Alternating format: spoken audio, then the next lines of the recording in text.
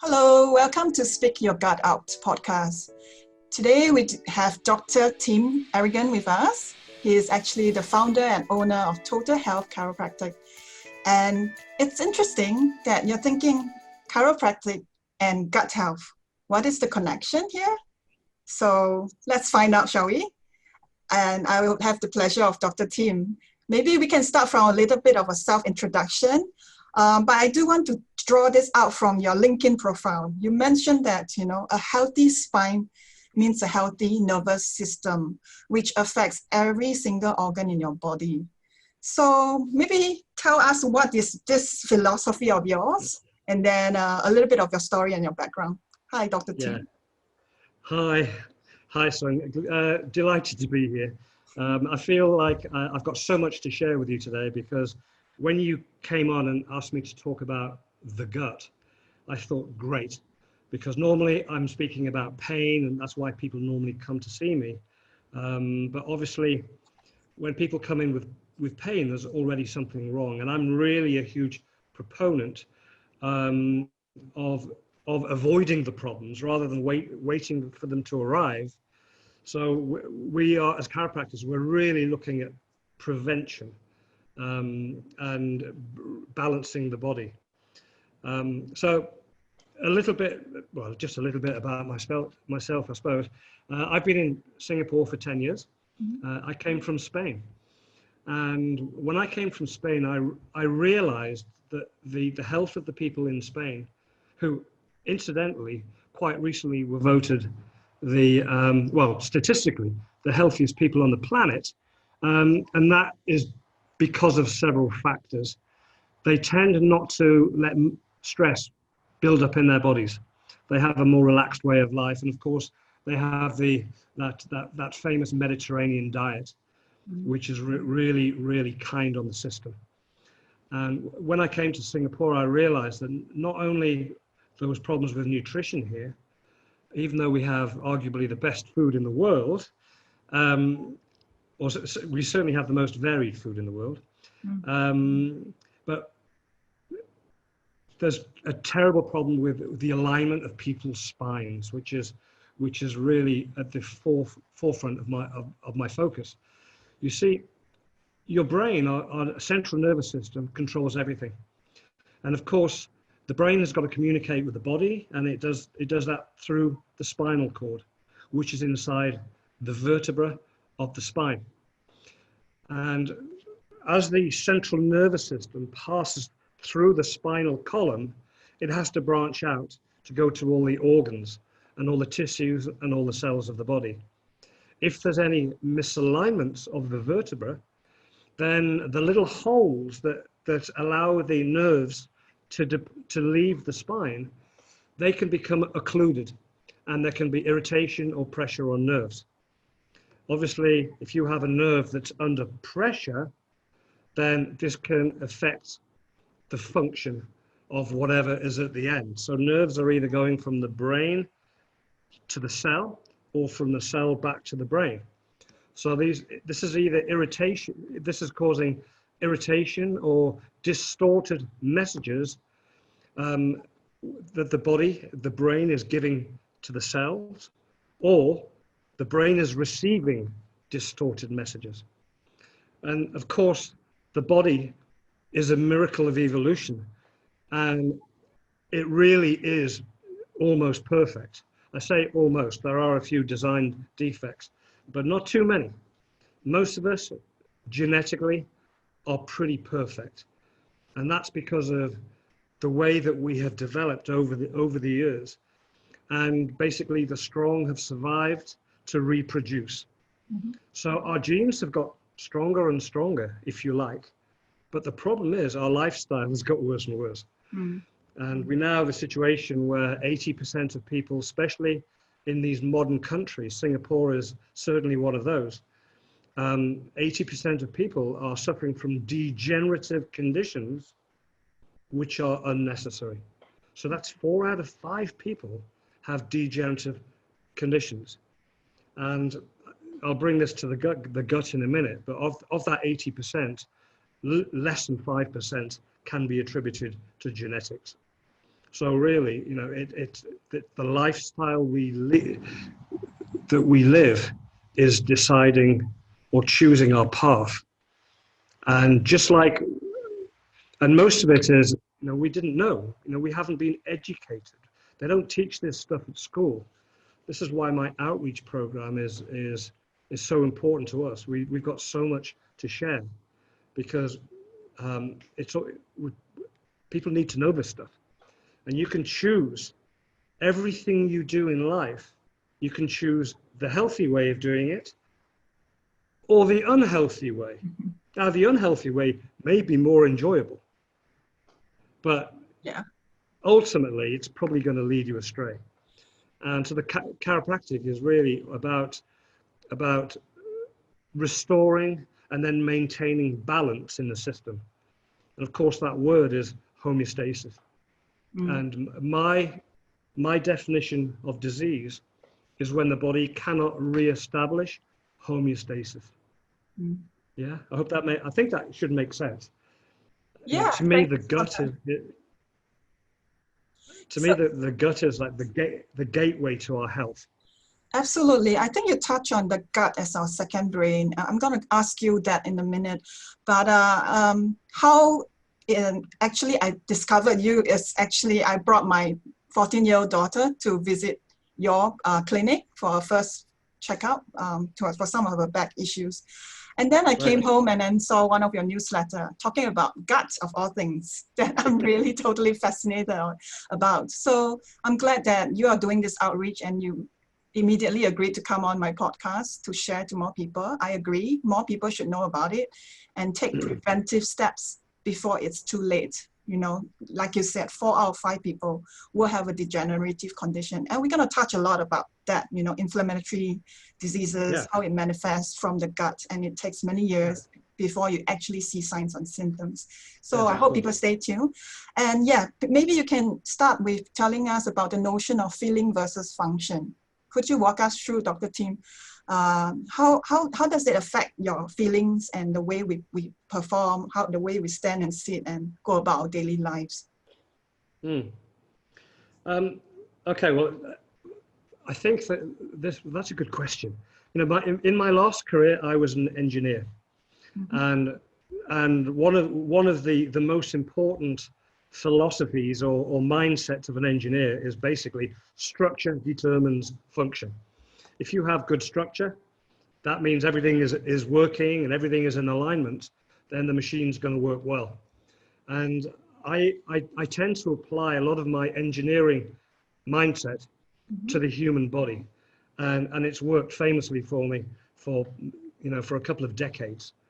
And when I restore the function to the human body, which to me is just a collection of moving parts, the machine works better and people feel better. Pain is diminished. When you look at the nervous system, and of course, pain is a very, very, very important function of the body. If we didn't experience pain, we would probably destroy ourselves. In fact, that's a no-brainer. We know that. It's been proven. But if we look at the nervous system, the pain nerves are way less than 10% of our nerves, but they're the ones that get people's attention. And this might be pain in the neck, pain in the low back, or pain in the gut. It doesn't matter. These nerves are doing a very, very important job. They're bringing us to our attention the fact that something's wrong.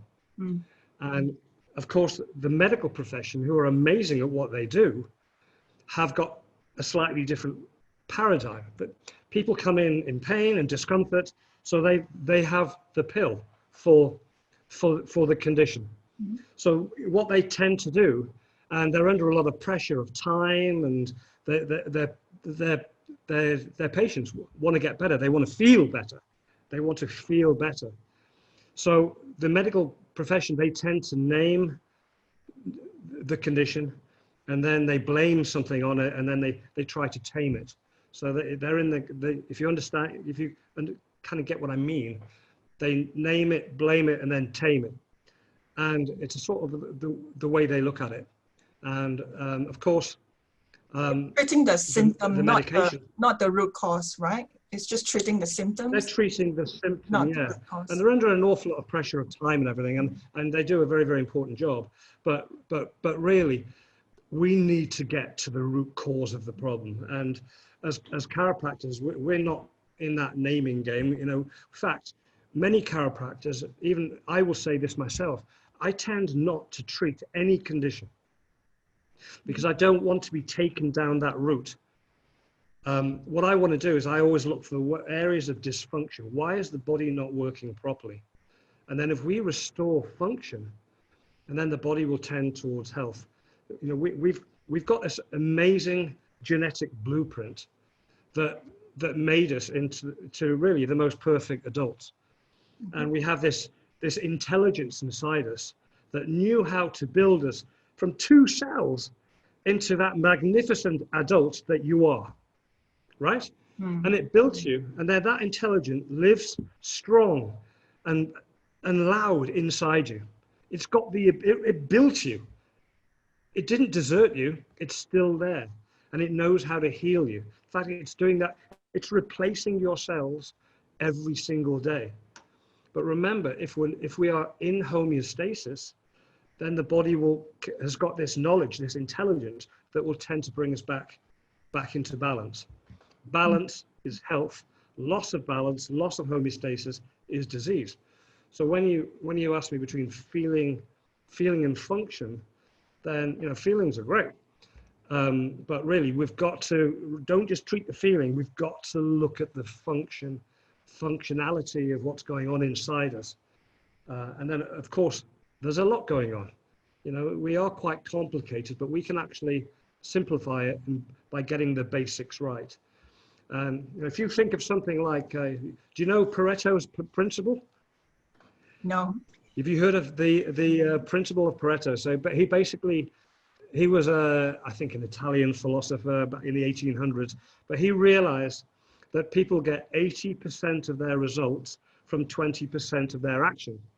And if we tend to simplify the body just a little bit and just get the basics right, then you're more than 80% there. And so when I think about health, I go straight to Pareto's principle and I say, right, let's just get the basics right. And then before we know it, people are starting to feel better. They're starting to move better. They're starting to think better, sleep better, digest better. And they're tending back towards health. So it's, it's kind of, I've sort of try and protect myself from the complexity of physiology by working with the basics first. And by the time once we get all the basics right, then usually we don't have to get down to the tiny things, because the body wants to heal. If you take the allostatic load off the body, you take the rocks out of the backpack that we're all carrying around, then the body will take a huge sigh of relief and it will tend back towards health.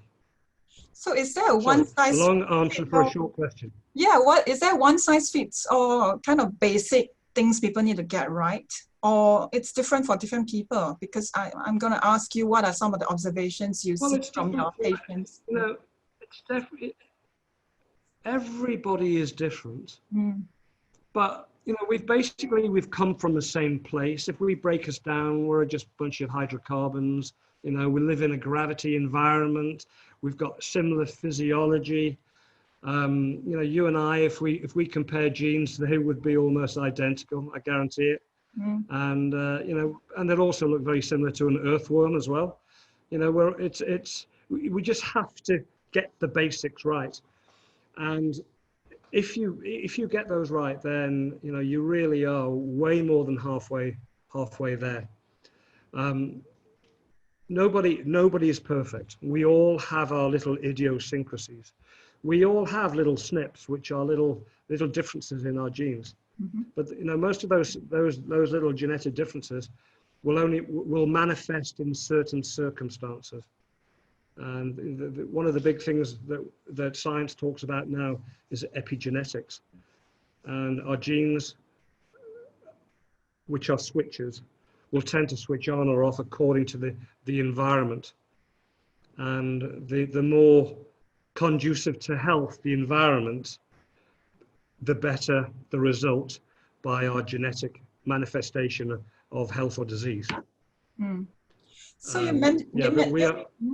Go ahead. Yeah, sorry. No, you mentioned about a lot of your patients that you see have digestive issues. You know, we heard about irritable bowel syndrome, constipation, Crohn's, and celiac disease. So these are very common terms, but yet very people fully understand that. So maybe you can help us by walking it through, and then what are some of the observations you see from your patients? Okay, so these are really, really common. Mm. I'm going to go as far as to say when I was young, I don't remember anybody having these symptoms. I hardly remember anybody with an autoimmune disease, which is where the body's attacking itself. Mm. I don't remember too many people where I come from, which is the north of England, and a farming community where we were sort of brought up covered in bugs and bacteria, from the soil. We used to play in the dirt. I don't remember anybody having any kind of bronchial, allergies or anything like that. I don't remember anybody having rashes and stuff. I don't remember anybody having autism. I don't remember, it's a very different world we're living in. In America now, and I've got way more stats from America than anywhere else. In America, 20% of adults have got irritable bowel syndrome to some degree. And that is not a very nice way to go through your life with irritable bowel syndrome. But when you talk to a medical doctor about it, they don't really know why it happens. Because I work with people with IBS quite a lot, I've got a fair idea of what one of the major causes is, which is disruption in the nerve supply.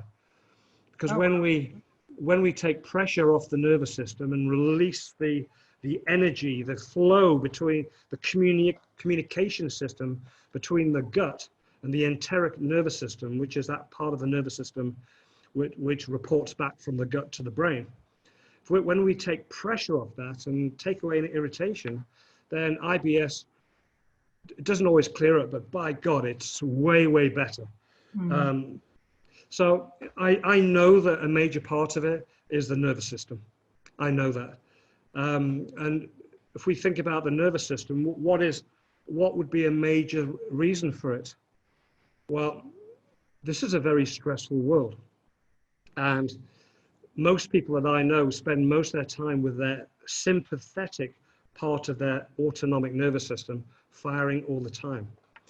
So we know that if we know that we've got different parts of our nervous system, I touched on it before that we've got a sensory nervous system, we've got a motor nervous system which moves our muscles, our arms and legs, but then we've got the autonomic nervous system which basically controls all the functions of our body, all our organs, all our viscera, and literally half of that autonomic nervous system is the enteric nervous system, which is for the gut. There's as many nerves wrapped around your intestinal tract as there are in your spinal cord. That's quite a fascinating thing.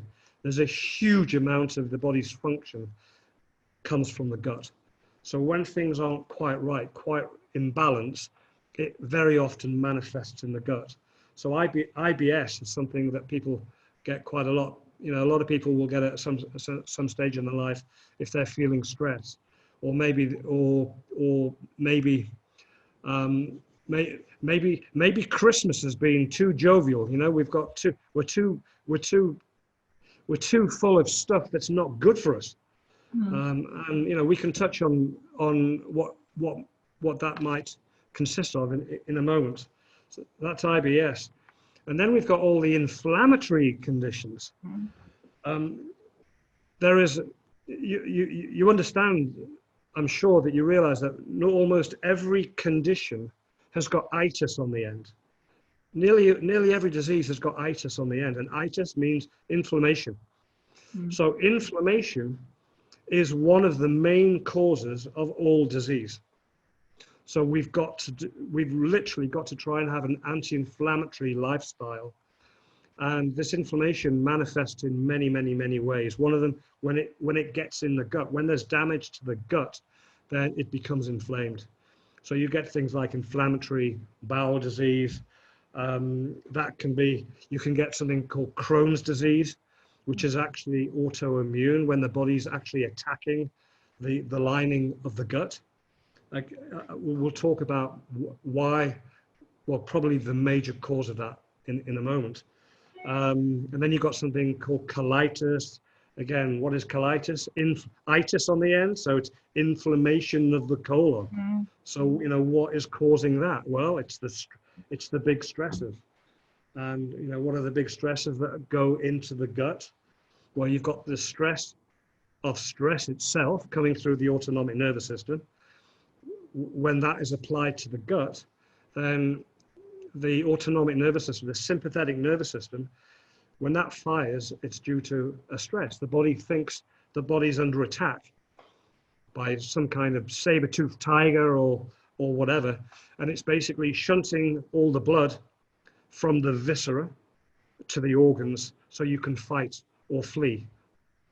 And so what happens is the gut is actually, the functioning of the gut is closed down, because if you're fleeing a tiger, you don't need digestion, because it's hugely expensive in terms of how much energy goes into your digestion. So the body doesn't need it if it's dealing with the stress. So it shuts down. So you lose motility. You lose all the secretions, the secretions of bile, which breaks down the fat, secretions of HCl in the stomach. And this is why people end up getting acid reflux and things like that. This is when the functioning of the gut is shut down, effectively shut down due to stress, then it's only a matter of time before some kind of condition or disease will manifest. And if you look at all these things I've mentioned, whether IBS or inflammatory bowel disease, colitis, celiac disease, they're all down to stresses from the outside.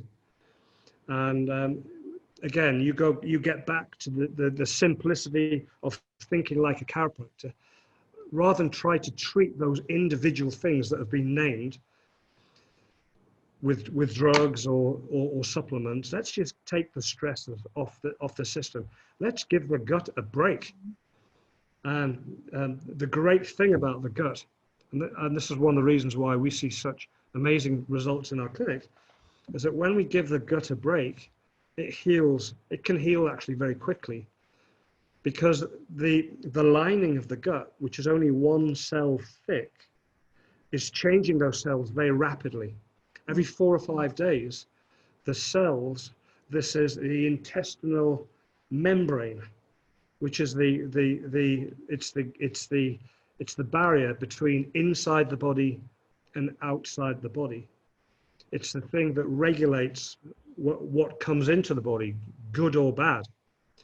Then these cells are breaking down because of the stresses, but they're being replaced.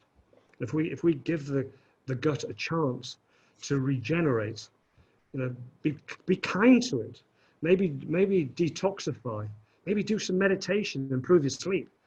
These things will help the body heal. And then you don't really always have to treat the named disease. Right. If you just do the basics to get the body back into health. And it's very encouraging.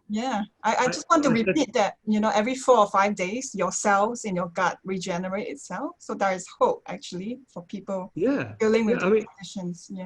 The food that we put into our bodies, much of it is not food.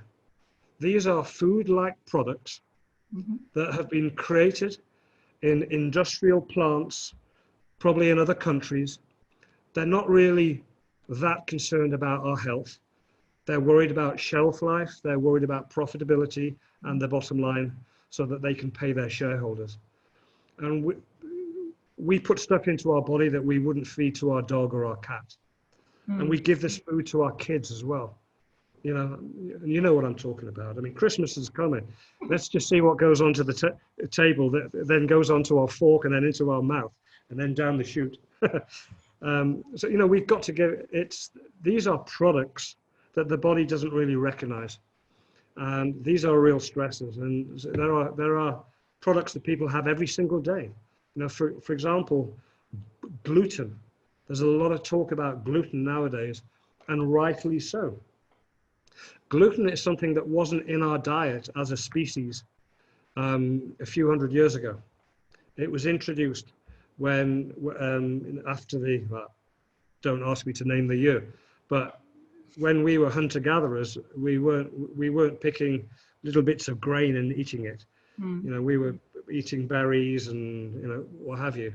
But then we industrialized agriculture, and it became very convenient to feed the masses to industrialize the farming of grain. And then it got worse. We then genetically modified it. So now we have gluten, which is not recognized by us. We don't have the same system as a cow. We don't have a second stomach like a cow does. We're not designed to eat these grains or grasses. Cows get away with it because they've got this second stomach, and they allow this fermentation process in their first stomach that allows it to then be digested. So it's become a problem for us, and we put these grains into our system, and it damages the lining of our gut. And every time we have these grains, it rips little holes in our gut, and these are being repaired all the time. And when we're young and we're fine, it's okay. But eventually, there's too many rocks in our backpack. There's too much. We're carrying too much of a load, if you like, a stress load. Then gradually we're not able to repair. And then we've got this problem, which has now is just starting to be recognized as a profession, and many doctors of natural health all over the world have recognized it for quite a few years now. But it's the notion of leaky gut, and it's another word for it. I guess the proper name for it is intestinal permeability. But it's now, there is no doubt. There are many doctors that don't really recognize it. However, there is no doubt. And this is something that has to be addressed, because the average person now has got a leaky gut to some extent. And I think that we all need to give our guts a break every now and again, maybe detoxify, let the little holes that are allowing the toxins into our body, allow those holes to heal. Sorry, am I going off track? No, perfectly fine. So I guess back to leaky gut, this whole notion of less is more perhaps ring true. Rather than putting on more food and medicine into our guts and our whole body system, we're taking the stresses out. I really like that idea, so that people can remember, it's not everything that you load out into your body is good, or it's not just choosing to eat better food, but sometimes it's taking it out. Less is more, not stressing it out, maybe cut off meat, cut off alcohol, smoking. So these are lifestyle choices that, maybe, in terms of the detox, I think that, what can people do? Yeah, so having been in this sort of mindset for 20 years now, when people have got real gut problems that come to see me, and normally they haven't come in because of their gut issue. They've come in because they've got pain.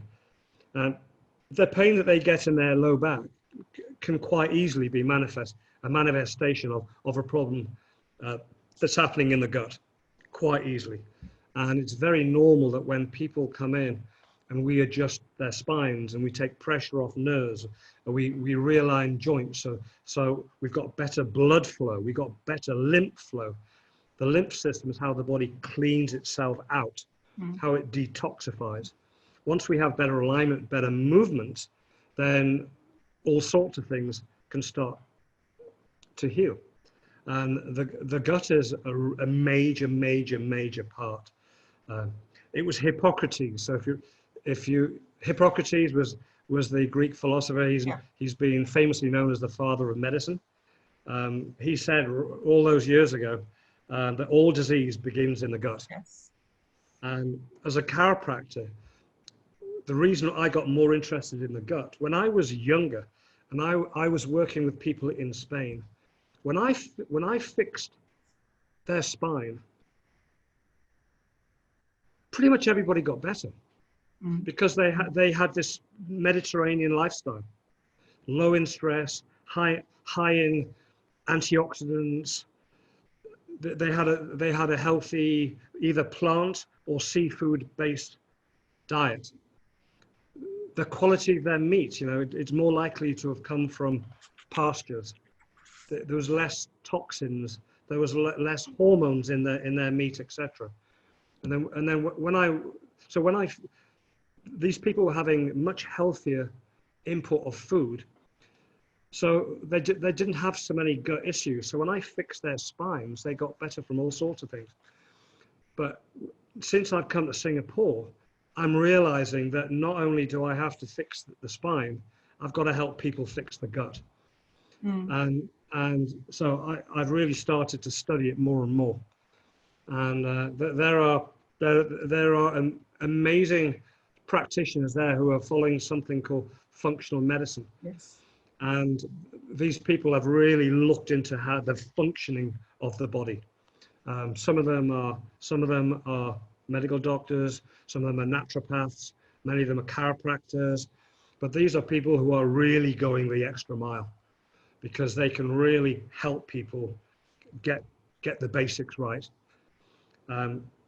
When I started to realize that we've got to fix the gut, I put together sort of a very basic protocol that has helped so many people.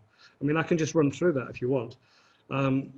If we think about things that we put into our body, so food, obviously things that are going to upset the body. So dairy is an antigen that's not well accepted by many humans. I think I'm one of those. I don't tend to do as well if I'm drinking lots of milk. I don't take milk anymore. I haven't for 20 years. But when I do, I can feel my throat tightening a little bit. I took my daughter off dairy, and her sinuses totally cleared out, and we were worried about her hearing. We took her off dairy. Her sinuses cleared out, so the medical people could then cancel the operation to remove her tonsils. Wow. Which incidentally is part of her immune system. So dairy is one you take out. Gluten, I've mentioned, you take that out. The three culprits are wheat, barley, and rye. But then all grains have gluten. The worst offenders by a mile is wheat, so that's the number one. But all grains. So if you've really got some kind of gut issue, I would take all grains out.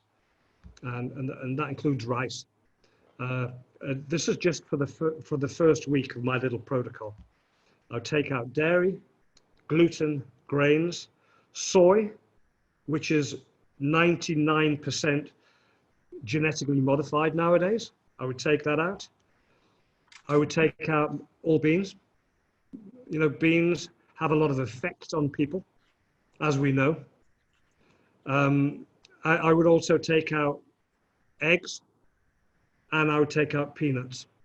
These are antigens for a great many people. So again, thinking of that 80-20 principle, if we address these problems, that's going to help the greater proportion of people. And when most people have taken those out, then they tell me that they're missing certain foods already, but they do feel better. They do feel better. And then I would then say, okay, let's start replacing them one day at a time. So day one, you might put back dairy, and you could keep a diary. How do you feel? Well, I still feel great. Okay, maybe dairy wasn't a problem. So then you put back gluten. Then you could pop back the next day the rice, and then you could pop back some soy, and you put them back over the week, and then you're being cognizant. You're being aware of your body. You're clocking the effects, and see if that's had an effect. At the same time, during that second week, these are people who've got intestinal problems. So I would also teach them what prebiotics to take. So these are foods that are going to feed the good bacteria in our gut. And I would ask them to take some probiotics, which is basically, so what we'll do is we're addressing the balance between the good bacteria and the bad bacteria in our gut. We've got to really think of ourselves as an ecosystem. And this is an ecosystem that consists of about 70 trillion cells. These are our own cells. But within that ecosystem of 70 trillion cells, we have 10 times as many bacterial cells in our gut. And it's quite outstanding. When I first realized that, I thought, oh my God, we are more bacteria than we are human. And if we look at the genes in our body, we are only a tiny, tiny, tiny fraction of the genetic information in our body. And all that bacteria that is in there for a purpose. It's there to help us digest, to help us break down our food into all the little chemicals that we need to absorb. That bacteria builds vitamins, and it helps release minerals from our food that we can ingest. But we don't want to be taken over by bad bacteria. So if we lose the balance of that bacteria, then that will always, always, always lead to intestinal problems, and there is no ending as to how bad that can be, because any problem with the gut can manifest in autoimmune conditions, of which when I first started, there was 88 of them have been named. Now there's well over 100. So medicine has identified and named probably over 100 of these autoimmune conditions where the body is attacking itself. And there is only one known cause: loss of homeostasis, loss of natural balance in the body. What is actually happening? What is causing our immune system to attack ourselves? Because that is not in our genes. We're not designed to do that. So what is happening? So what is happening is that we've got the breach in the barrier. So we've got barriers that protect us. Obviously, we've got the acid in our stomach that prevents bad things getting in. So and then we've would got you the say that the mucus. acid reflux, just pause for a second, the acid reflux would be very, very early signs of gut issues? Would you say that? I'm just trying to connect the dots between acid reflux, So gut, acid reflux, disease. acid reflux, which is enormously common, is basically when you've got a backup of the acid. It's very rarely due to too much acid. And usually it's due to, I know this sounds counterintuitive, but there is not enough acid being produced. So the body is not able to digest. So the food backs up. Okay, I always thought it's too much acid in your stomach. No. Opposite. Again, it's the opposite. Right. I think taking medication. So the two types of medication that are very common. One is is antacids. So you're basically putting strong alkaline in there to balance it. So you now don't have an alkaline stomach. So you're now adding to the problem, because now your body is digesting food even worse. And then you've got PPIs, which are proton pump inhibitors. Again, that's stopping the production of acid. And now you've got an even bigger problem. because you already had not enough acid. So if we again go back to helping the body do what it wants to do and thinking about it, I like to think of the body as a very, very smart thing. And this intelligence of the body is there, and it just wants to do. So, what is causing that loss of digestion?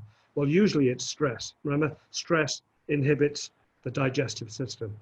When we relieve stress and maybe relieve other stressors, which might be toxins or infection or whatever, when we relieve the body call of them those, the gut's great stressors, right? You the give them gut's a name. great stresses, yeah, and you can think about what they are. There's stress, GMO, there's toxins, there's chemicals that are Environmental everywhere. triggers. Medication. Again, this is a great stressor to our gut. What was I talking about before acid reflux? I guess I was trying to paint the picture of, the pathology of this. So yeah. I was connecting the dots to autoimmune. Correct. So just to really simplify it, if we have got a leaky gut, which means that the intestinal membrane, the wall of the gut, has been breached, then undigested proteins can get through into the bloodstream. And also toxins can get through into the bloodstream. So think about that. Those toxins can go around the body. So they will go to the liver and give us liver disease. They can breach the brain-blood barrier and give us problems with the brain. So think dementia, think Alzheimer's, Parkinson's. Again, this is a toxic load breaching the blood-brain barrier. Again, that's direct effect of leaky gut. And then we've got these undigested proteins that go all over the body. The immune system recognizes them as something that shouldn't be there, and it will mount an immune response, which it remembers. Now, there is something called molecular mimicry. If those proteins, which very often have come from animals, are similar to any of the proteins in our bodies, and of course we too are animals, then there's a good chance that our immune system will recognize our own tissues as something that it will attack. So those proteins that shouldn't be there, that are going around in their blood, if they mimic the synovial membranes of our joints, then the immune system attacks our joints and we've got rheumatoid arthritis. If it attacks our thyroid, then we've got Hashimoto's, thyroiditis. If it attacks the lining of our neurons, we have multiple sclerosis. If it attacks our muscles, then we've got fibromyalgia. Okay? So there's literally, I'm not going to try and name all the autoimmune diseases. There's too many. But I could, there's rheumatoid arthritis, lupus. Yeah. I think this is the most worrying part for me listening to your talk a few weeks ago, right? The key takeaway is it can go there if you're not careful, right? If you're in your 40s, 50s, there are high risks that you're going to head that direction. But what can you do to stall yourself now? Yeah, and so really, back to basics. Make sure your immune system's working as well as it can. Make sure your nervous system is without irritation, or it's allowed to do what it wants to do, and make sure you give the gut what it needs, and try and remove what it really doesn't need. Again, thinking like a chiropractor. If I could get the population to think like a chiropractor, oh my God, the difference it would make to the health of a population. I can't persuade people to become chiropractors, but I can definitely help people think like chiropractors. We have choices in everything we do, everything we put in our mouth. We've got choices in our postures and lifestyles and how we think. And everything we do is either tips the seesaw one way to disease or to vitality and longevity. And I like to think that I'm playing the long game. I'm not thinking the short game. And it's not how many more years you can live, but to live a quality life, right? No, so I think a lot about longevity. It's something that I find important to me because I have a lot to do in life, a lot to do. But it's not just living a long time with lots and lots of conditions. Exactly. And unfortunately, many people are suffering in their 30s and they will still live till they're almost 90. Mm-hmm. So unfortunately, they've just suffered for 50 to 60 years unnecessarily. And, it's not really the best way to go through life. Yeah. And life's there to be embraced. It's to be celebrated every single day. And of course, we as adults, we lead the next generation. And, they learn a little bit from school, but they learn one hell of a lot from their parents. And a lot of things which are said to be genetic, it's not genetic. They're just making the same mistakes as your parents. The parent taught the kid how to cook, right? Yeah. It's very true. Yeah. Yeah. So again, when I go into a hawker market, before I even ask, they give me a plate and they put a huge, great big dollop of white rice on it. First thing I say, can you remove the rice, please? I don't need all that. I'm just going to pile myself up with ideally steamed vegetables, and then have some protein on the side, a little bit of spicy gravy because I'm a spicy kind of guy, and then that's my meal. That's my default in that sort of situation.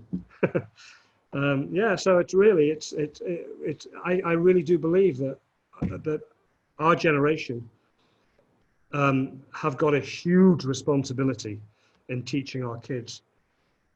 Because what we're doing, if we think neurologically, we're setting the stall out for their life. Whatever habits that they get, habits are things that are programmed into the subconscious, things that you do habitually, things you do without thinking. So they're going to do this without thinking. Well, we as intelligent adults, we also have something else called metacognition, which is something that all the other animals don't have. The beasts of the field don't have the pleasure, or that they don't have this ability to think about what they think about. We do. And that's why the most important thing is getting this right. And until you get this tuned in to vitality, the desire to be healthy, and then think about it and just get the basics right. Get the basics right. You have to sleep well. You have to sleep well. You have to sleep well. I said that 3 times. It's so important. That's when the body heals. That's when we get into deep sleep. That's when the body releases all these growth hormones. That's when our kids grow. That's when we as adults, that's when we heal. That's when our gut lining heals, when we're in deep sleep. So that's fundamental. I know that people don't sleep so well. This is a really big problem. So it's thinking like a chiropractor. And this is why I spend a lot of time talking, writing, trying to communicate, trying to inspire. Yeah. I think I learned a lot. I hope other people do too, that they pick up some useful nuggets here and there, like you said, back to the basics. I love that. You have to have the desire to be healthy. I think we have to start from there. You have to have this urge and this fire in your belly to do something for yourself, self-care. It's so important. Get that mindset right. And this is a really good time because we've got the holiday season coming up. We've almost got Christmas, then we've got Chinese New Year. I said myself that I'm going to relax some of my rules a little bit so I can enjoy myself. But come January, come February, you can bet I will be doing a detox. Yeah. And I passionately believe that everybody should do a bit of a detox every single year. Now that's the minimum. Right. But listen to your body. Our Right. body's communicating with us all the time. And those symptoms, which that you might call irritable bowel syndrome, or it might be belching or bloating, or it could be stomach spasms. What are these things? Well, these are symptoms. It's the body trying to do something. But we as intelligent people should think a little bit more deeply about what's going on. Thank And you. Thank you so for I think, echoing my message even louder, that the body is communicating with you. That's the whole point why I'm doing this podcast. yeah, good. Yeah, I think it's great that you're doing this, because what you're doing is you're asking good layperson's questions. Yeah. So what you're doing, you're sort of making me to talk in a simplistic way, Mm-hmm. and try and explain it in a way that the average person, don't talk to me about computers and software, and like, oh my God, Exactly. that just goes right over my head. Yeah. I need those experts in my life, and when it comes down to the body, we all have got the same basic system, and it's just, unfortunately, we didn't come with an instruction manual, and unfortunately, Oh, we have to make it up as we go along. We try and learn this stuff on the hoof, but many people don't even think about their gut until they've got a problem. yeah. And once you've got a breach in those defenses, you've got more than a gut problem. You've got a systemic inflammation, and then anything can come from that. Anything from dementia to cancer and what have you. This is the reality. We live in a country even where so many people get autoimmune diseases. I mean, almost everybody has got some autoimmune disease, whether they know it or not. Yeah, Um, I don't want and to take this serious topic lightly. It's really something worth pondering about, in terms of the autoimmune disease. That's why I really ask you to elaborate a lot on that, and the manifestation from gut issues, from early signs of acid reflux and all that. So really thank you for your time, Dr. Tim, for walking us through. I appreciate your wisdom and your expertise. Is there one sort of parting advice you want people to really pay attention to before we wrap this up? Because we can go on and on on this topic. we can go along. So, Yeah. okay. Um, I've got one thing that I would like people to think about. First of all, mindset, right? You've got to get the mindset right. Mhm. So whatever we do consistently becomes our habits. And obviously our habits drive our behaviors, which drive our outcomes.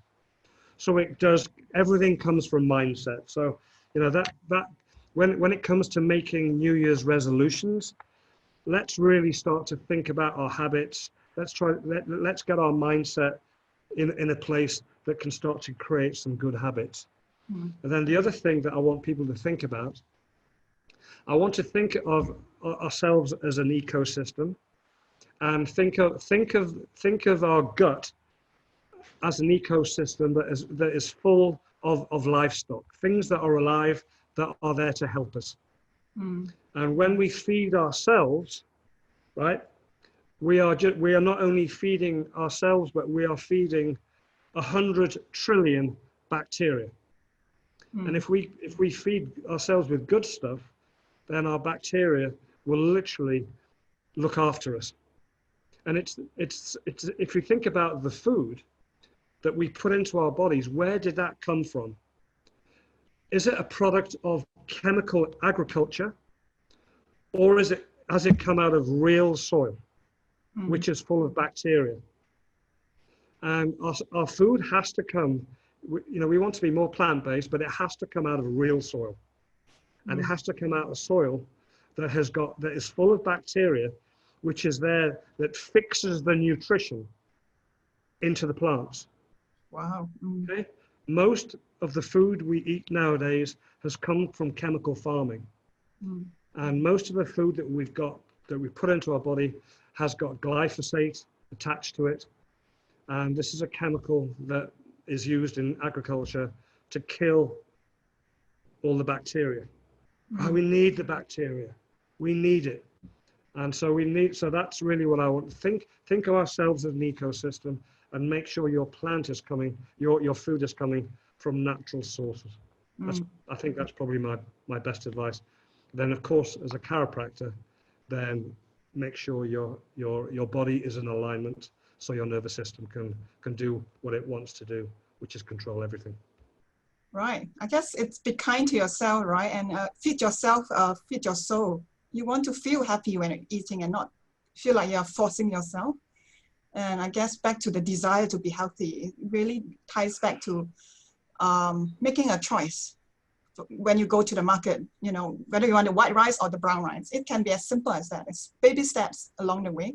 Yeah, I think, like I say, one more thing.